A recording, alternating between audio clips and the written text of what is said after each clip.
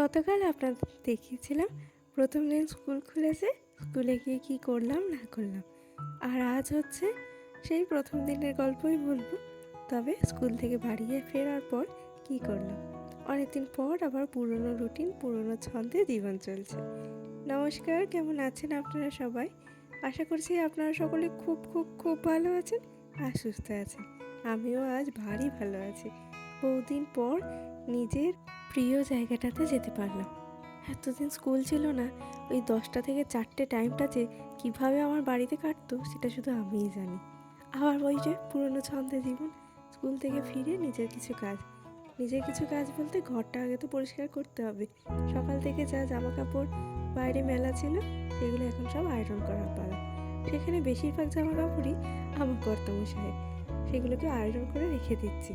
আর কিছু জামা কাপড় তো এখনও বাইরেই পড়েছিল, সেগুলোকে আস্তে আস্তে কাচা ধোয়া করেছি, সেগুলোকে আলমারিতে তুলে রেখে দেবো।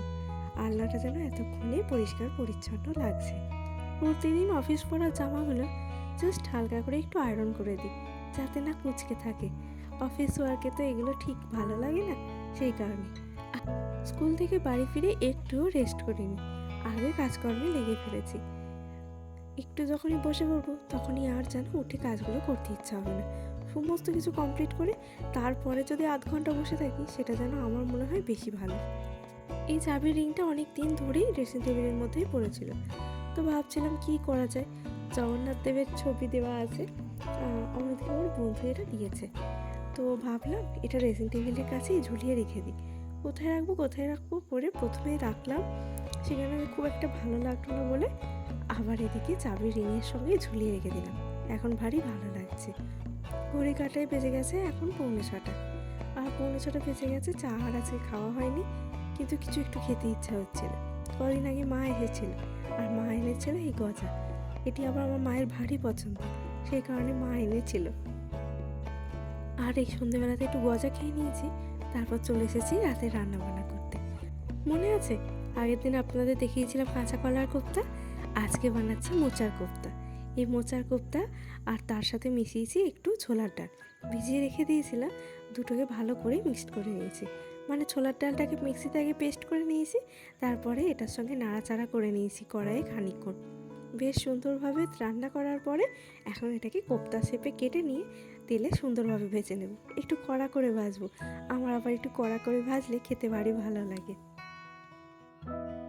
এই কোপ্তা বানানোর জন্য এই ডাল আর এই মোচাটাকে যদি কড়াইয়ে প্রথমে ভালো করে নাড়াচাড়া করে নেওয়া হয়, রান্না করে নেওয়া হয়, পরে যখন এটাকে ভাজা হবে এটার একদমই বেশি তেল টানবে না। যা তেল দেবেন তাই কিন্তু থেকে যাবে। তাই খুব একটা তেলের রান্নাও কিন্তু এটা নয়, কিন্তু তার আগে একটু খাটনি করে কড়াইয়ে খুব ভালো করে রান্না করে নিতে হবে। ওদিকে কড়াইয়ে আলু ভাজতে দিয়েছি, আলুটা ভেজে ভেজে সেদ্ধ করে নেব একবারে।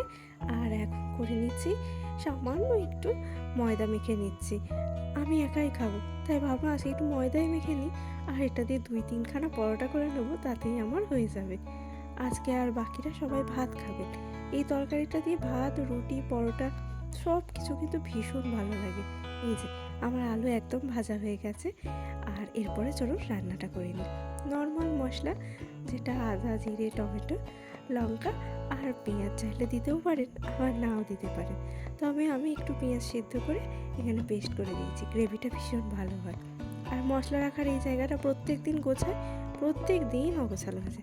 এই কাজটা এখন নিজের প্রত্যেক দিনের ডেলি রুটিনের মধ্যেই করে নিয়েছি, সেই রান্নার জায়গাটা আমাকে প্রত্যেক দিন গোছাতে হবে। এই যে আমার এদিকে সমস্ত কষানো হয়ে গেছে, জল দিয়ে দিয়েছি পরিমাণ মতন। আমাদের জন্য হলো ঝাল মশলা দেওয়া তরকারি। অমিতের কয়েকদিন পেটটা খুব একটা ভালো নেই, প্রচণ্ড গ্যাস অম্বলের সমস্যা হচ্ছে, ওর জন্য একটু হালকা পাতলা রান্না করতে হবে। তো ভালো লাউ দিয়ে আলু দিয়ে একটু পাতলা ঝোল মতন করে দিই। খেতে ভারী খারাপ লাগে, কিন্তু কি করবে, শরীর খারাপের জন্য এখন খেয়েই নিচ্ছে। কড়াইয়ে যে কাঁচা লঙ্কাটা দিয়েছি সেটাকেও একটুও ফাটিয়ে দিইনি, যে কাঁচা লঙ্কার ঝালটা যেন না বেরোয়।